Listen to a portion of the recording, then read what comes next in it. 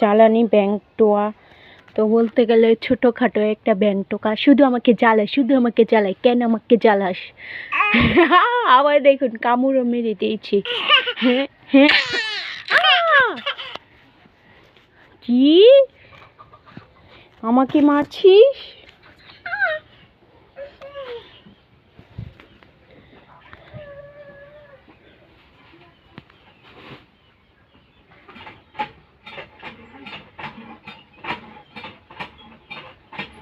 কি করস গাইস?